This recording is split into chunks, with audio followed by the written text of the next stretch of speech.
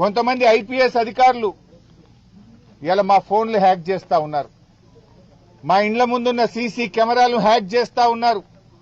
బెంగళూరు నుంచి ప్రైవేట్ హ్యాకర్లను తీసుకొచ్చి వాళ్లకు డబ్బులు చెల్లించి హైదరాబాద్ కమాండ్ కంట్రోల్ రూమ్ లో వాళ్లను పెట్టి ఇవాళ బీఆర్ఎస్ నాయకుల ఫోన్లు హ్యాక్ చేస్తున్నారు, మా ఇండ్ల ముందుండే సీసీ కెమెరాలు హ్యాక్ చేస్తా ఉన్నారు.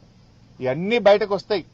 నేను ఐపీఎస్ అధికారులను కూడా హెచ్చరిస్తా ఉన్నాం, మా దగ్గర అన్ని సాక్ష్యాధారాలు ఉన్నాయి, టైం వచ్చినప్పుడు అన్ని బయట పెడతాం. రేపు బీఆర్ఎస్ ప్రభుత్వం వచ్చిన తర్వాత మీరు రిటైర్ అయినా మిమ్మల్ని వదిలిపెట్టము.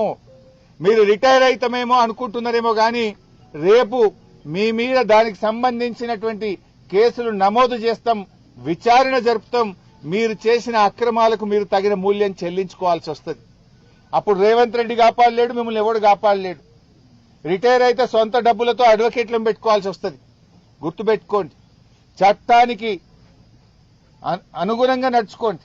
కానీ చట్టాన్ని అతిక్రమించి ప్రైవేట్ హ్యాకర్లను ఎంగేజ్ చేసి బీఆర్ఎస్ నాయకుల ఫోన్లు హ్యాక్ చేస్తే, బీఆర్ఎస్ నాయకుల ఇండ్ల ముందుండే కెమెరాలు హ్యాక్ చేస్తే మీరు రేపు చట్టం నుంచి తప్పించుకోలేరు అనే విషయాన్ని నేను వాళ్ళని హెచ్చరిస్తా ఉన్నా.